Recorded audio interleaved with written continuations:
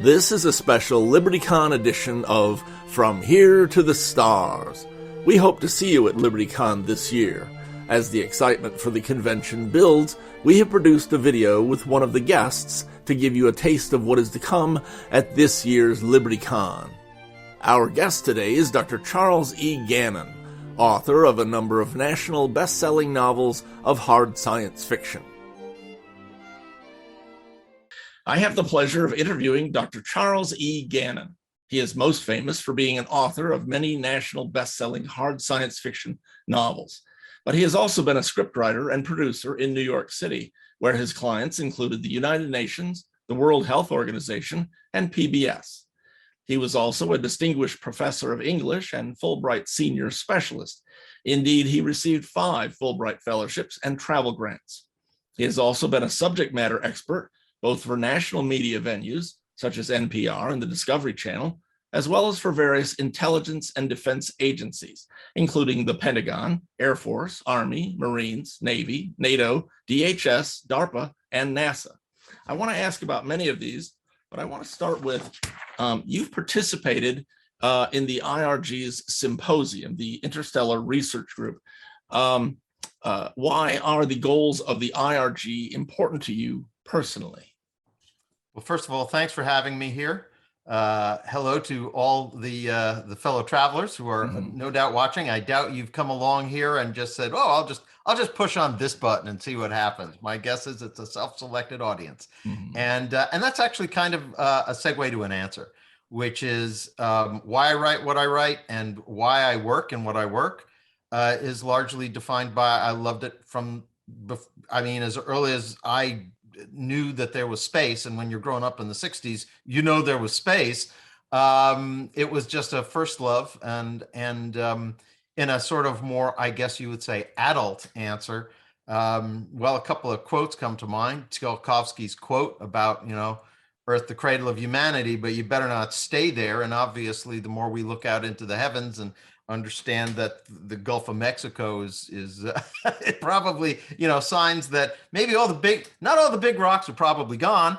And just the idea of thinking about what we're going to be, that we're not in this, there's a tendency to think that the day in which we live is the pinnacle of all things. Nothing could be more wrong, and nothing has been more frequently disproven by history, whether old or contemporary or new, so to speak.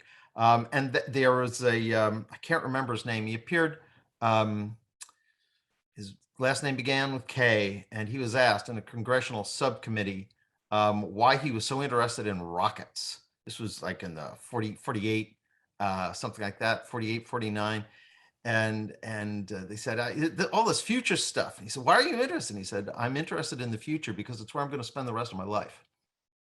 And if it's not my life, it's the life of my actual or children or everybody's children. And if one has, I think, a conscientious outlook on us as individuals, as a species, and all the various subdivisions in between, I think being interested in the future, which to me is synonymous with being interested in space, if we want to expand, to me, it's been part of a very cohesive whole, at least in my brain. You wrote a nonfiction book by the title of Rumors of War and Infernal Machines, Techno-Military Agenda Setting in American and British Speculative Fiction, which, by the way, is based on your it rolls off the tongue. Yeah, it does. Which is based on your doctoral thesis. If you would summarize for the viewers what that book is about. The very quick version is tackled when I was writing that, there was and there remains a species of postmodern, I would say, doubt about the efficacy of narrative. That's essentially what deconstruction was all about. And I really felt that was not the case. I'd felt narrative influence my life. I'd seen it influence others. And this was, of course, my great love, the future and technology. And so I went and I looked for evidence that it had taken place. And it turned out that this project, which at the outset I was told this will be very difficult, was about as difficult as dynamiting goldfish in a bathtub. It was the amount of evidence in late Victorian and Edwardian England of their use of narratives, which we've forgotten, but that actually got into their war office and influenced a whole lot of designs, not just the tank, which a lot of people know about, but radiotelegraphy,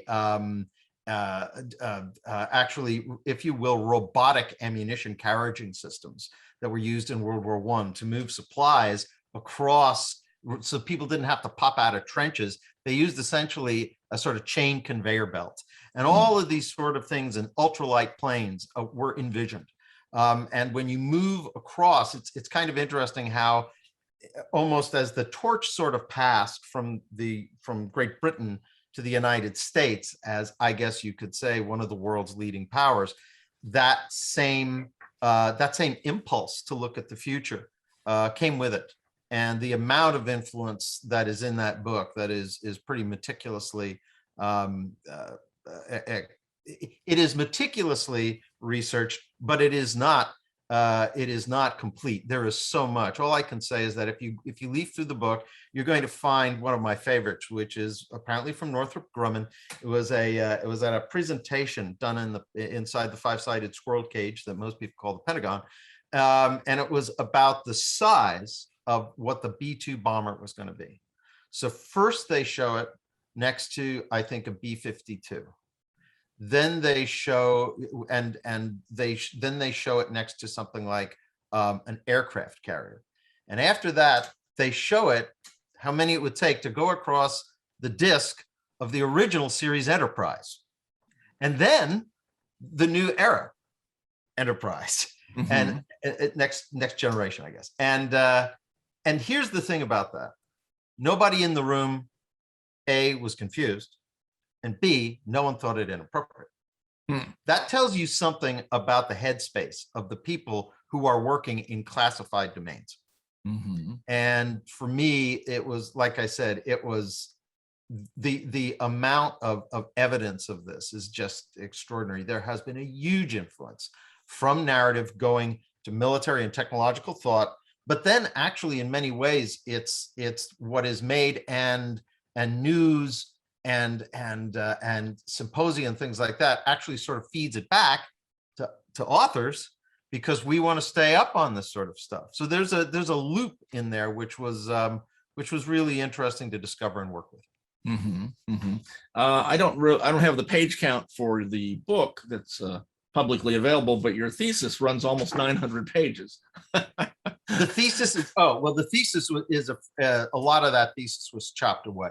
It was simply not necessary for it. And I wrote the thesis that way, the dissertation. I knew I was going to get rid of the theory part. I knew I was going to get rid of a lot of the preliminary and sort of peripheral parts that had more to do with media and semiotics and things like that. And I just knew that this was the one I was going to, I had the core that was going to go there. And it was actually, it's still available. It won the American Library Association Choice Award in 2003, I believe. Okay. One or the other. Yeah, I found online the first portion of it and then printed out the table of contents.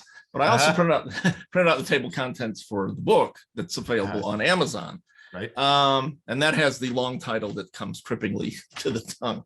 Yes. Rumors of War and Infernal Machines. And then there's a colon and all that other stuff. And as certain, I would say, academics who are willing to engage in self-deprecatory humor says, you know what comes after the colon. Well, it's the same thing in titles. So at any rate, yes, Rumors of War and Infernal Machines. That's the part that definitely works for you. Okay. Chapter 4 of that book. H.G. Wells, the far future war prophet of Edwardian England. Pretty much everybody has read his novels and seen the movies that were from the novels. It seemed to me that he was, because it was, we view it from today's basis compared to other science fiction novels and such. But at the time, he was remarkably innovative in his devices and tactics. If you would talk a little bit about how some of that worked its way into warfare. Oh, well, wow. Where do I begin? First of all, he wrote a book. The books that are probably in some ways the most influential are not the ones that most people know about. The one that's more easily accessible, probably, or well, I shouldn't say easily accessible because it's harder to find, but it predicts air combat and the nature of strategic air combat, and it's called The War in the Air.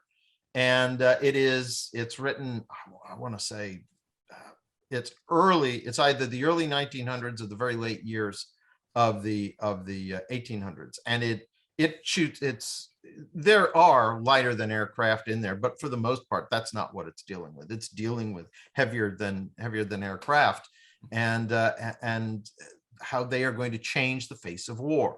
And you got to remember that in 1914, when World War I began, they didn't even have guns that shot through propellers with synchronization gears. They had to mount them on top of the wing. They had to do all this other stuff. And he is just leaping far beyond that. And the capability of aircraft to sink battleships, totally unheard of. And of course, even 20 years later, Billy Mitchell was going to get essentially run out on rails because he proposed that. And it took until World War II until the notion of a carrier-based strike would do the job. But probably, to my mind, the more influential one, and people knew it was influential, was The World Set Free, which is a very interesting title because it's about the development of atomic energy, but mostly atomic weapons. He didn't get all the specifics right, but he certainly got right the idea of a dead zone after. He foresaw the incredibly destabilizing capability of miniaturization of these. Not only is he the first person to write about a nuclear weapon, he takes it to the level of essentially what we would call a suitcase nuke, and how it was, and this required something that was going to be a world organization. At the end of World War II, there was something actually floated called the Baruch Proposal, which was about a kind of a global consensus on this, but the peacekeeping was going to be done by a very select number of powers. Well, this was exactly the proposition that was towards the end of The World Set Free. That obviously did not fly for all sorts of reasons, but its influence on individuals. Leo Szilard, who is in many ways considered the person who really sort of was behind, critical mass reaction that would actually be weaponizable, said that it was because he'd read that book and then watched, strangely enough, a traffic light change. And so, and it was the nature of the transition of the colors. And for some reason that kicked off something that he read in the book, and he said, yes, it can be done. Now, lest one thinks that that's, totally pointless, Szilard obviously has a lot of, you take a look at his name and take a look at the people who are on the Manhattan Project, and you're going to see an awful lot of overlay. And there were only 2 books that were required reading for the people who went into the Manhattan Project, and World Set Free was one of them. Okay. Just out of curiosity, what was the other? Do you remember? The what? Do you remember the other one? No, I don't. I think it was a sort of the equivalent of a 1920s version of an air power story. So I think what was going on was basically, here's the weapon, here's the delivery system. We're not just fooling around here. This is on the way. Somebody's going to get here first. It damn well better be us. Okay. Well, now my admiration for H.G. Wells has gone through the ceiling. He was quite impressive. I think the sad thing is that he became so concerned with where he saw the world going, is that when you get past what he would call his scientific romances, he gets a little bit more didactic. And I think he was proselytizing because he saw all sorts of problems on the horizon. And so those aren't his better known books, but they are certainly worth a read. Okay. Yeah. And it's still very approachable. For the opening scene of The Time Machine, it lays it out really clearly. It's beautiful. Oh yeah. Yeah. He wasn't the engineer that, for instance, Verne was. But as is often the case, engineering is bounded by the conventions of the day and a little bit of extrapolation. Wells, of course, went wild, or so they thought, And actually, he might, you say, have he remains something other than quaint. Although I think that Verne now kind of reads as amazing that he saw it, but quaint. Yeah. Let's see. Later in the book, you have chapter 9, Making Man Machines of Mass Destruction, Future War Authors as Seers in an Age of Cyborg Soldiers. We're beginning to see this a bit on the battlefield. If you would talk a little bit about that. Well, when the book was being written, once again, it was sort of like, it was as easy as falling off a log. And because at that point there was something called it was Future Soldier was what it was called, but there was also the Future Combat System, FCS. This was sort of being floated around in the mid 90s, and it was not doable. There, if you go back, you can find this sort of stuff, and you can find smart munitions that knew to go through a window, for instance, an open window, and explode on the other side when if they detected heat signatures and things like this. And actually, some of these got developed. There was a very advanced weapon system that combined that launcher with a pretty mundane version of the AR-15 or the M4, I guess you would say. And it was a completely the helmet was slave to a computer on the back. You could take a look at where you were, look relevant to others. It was an armor carrying system. You were sort of naturally plugged into a laser designation system for fire and forget missiles, and all of this stuff actually performed pretty well. It wasn't as rugged as it might want to be, but the problem was it was way too heavy. Well, if you take a look, if you were to go back into the archives and look at what Future Soldier looked like in, let's say, 1996, and you look like, I have a son right now who's in the Rangers, First Bat Rangers out of Savannah, Georgia. And the stuff he's got is that. It's just that rather than go through a whole suit, they were playing with pieces. I think some of the people thought, yeah, we're going to be able to do this. Usually what happens, from what I've been able to see, is a bunch of ideas get tested out, and they are ambition and insight precedes engineering. And you have some people who are so gung-ho about it, they actually think it's going to be realized in that first iteration. Usually not. Lessons are learned. And because people had that sort of money to throw at it, R&D, it does two things. It perhaps awakens corporate types who would have never envisioned that these things might be valuable and say, I wonder if we could get a defense contract out of it. Of course, you put that down to the people who are working in the labs and saying, this would be useful for EMTs. This would be useful for people on the street. And you wind up, now we're talking about the metaverse. It is not a straight line in the sense that there aren't some jinks and wiggles in the path, but this idea of miniaturizing elements, that wearables, I guess is the best way to say it. When you go back to 1895, I date myself, 1995, the notion of wearables is really something that you find married to the hip at some, I would say, very good hard SF. And the other part, you're going to find it as kind of an adjunct to cyberpunk. It's sort of hovering in that area. Well, here we are, not 30 years later, and where would you be without your cell phone? Where would you be without your Bluetooth headset? Where would you, the list. I'm not going to burn up airtime. Well, that's really a way in which what was going on then was actually being done, and it had been influenced. You take a look at the influences. Heinlein, Starship Troopers, any science fiction writer who talked about a hard suit was sort of, because that was another part, which, by the way, DARPA is still looking at, which are, exoskeletons for a variety of purposes. But there was also stuff like that Steve Sterling had in some of his fiction regarding, if you will, a very quick semi-neural interface with firearms and things of that of that nature, the idea of targeting, and how that you could slave that with various kinds of refinements so that the human eye is not what's dealing with windage anymore. It's a computer that can measure things at range. So all of that stuff, that's just a wave top touch on that. But that's what that chapter was looking at. Okay.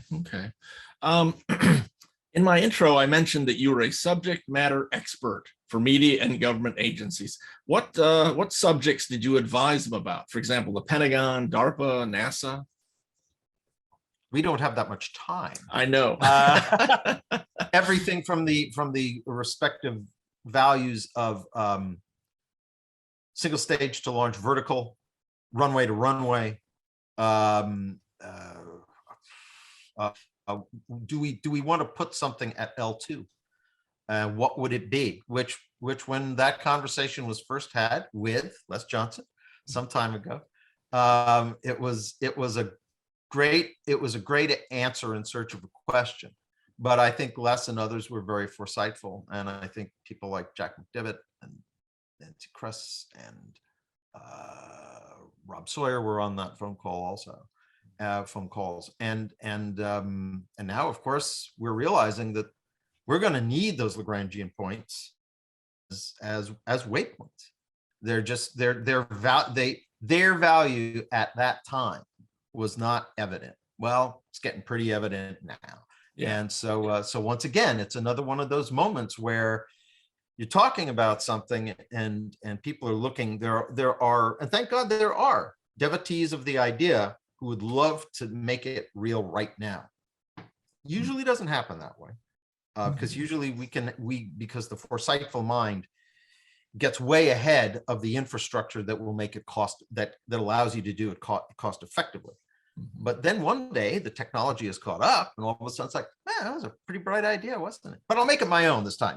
It's that sort of thing. The politicians love doing that. So do people in all organizations. And but these ideas have been out there, and that's one example. A lot of the stuff, I've signed a lot of NDAs, so I can't talk about them. I will say that I have been involved in the difference on issues regarding automation on the battlefield, whether the autonomy of drones or not. I will tell you right away that I will, and this is just an opinion. You can see this in my books. I am highly suspicious of putting weapons on fully autonomous systems. Not because I think that Skynet is going to take them over and do something, although I think that a threat state, whoever's got the better hackers and may know something that you don't about your own systems, you're asking for trouble. But I think the other thing is that the ability, trusting a machine to distinguish the difference between a path used by, let's say, insurgents versus a path that kids run down to the waterhole with. You don't do that with a machine. That's hard for humans, and it's based on experience and an eye for nuance. So it's really run the gamut. It's been huge fun. I have, one of the things I've tried to do, as soon as I think of something, I try to put it in a book, so that then I don't have problems having somebody come back to me, and say, wait a minute, you've broken your NDA. Got there first, which actually became a kind of thing at the National Reconnaissance Office. I had to sort of politely demur being involved in a project, because I called up my friend, the late and great Jerry Purnell, and because Jerry, of course, was involved in these sort of things, and I called him and I said, Jerry, I got to ask you, they're not giving me a lot of details on how long I'd have to sit on something while they vet it. And he said, do you want to be involved in that, in that advising realm, or do you want to be an author? And I said, I want to be an author. That's what I am. And he said, then don't do it. And I said, that's what I thought. So, so yeah, it's been a great ride. And every once in a while, I still get to go out and ride it. Okay, excellent. I really admire Jerry Purnell. I interviewed him one time after reading a few of his books, and it was he set a record for all my interviews. He went the longest. He went 2 hours and 17 minutes It was Jerry. I got a lot to say. And he still had plenty to talk about, but he was getting up in years a little bit and it pooped him out. So, but hats off to Jerry Pournelle. Absolutely. That was Dr. Charles E. Gannon. This has been From Here to the Stars, a video series created by the Interstellar Research Group. The IRG is a nonprofit organization dedicated to thoroughly exploring the science and engineering that can eventually open up the reality of interstellar travel. Find us online at irg.space. I have been your host, Stephen Ewan Cobb. If you enjoyed this video, please hit the like button, and you can subscribe to our channel for other such videos. On behalf of all of us here at the Interstellar Research Group, I thank you.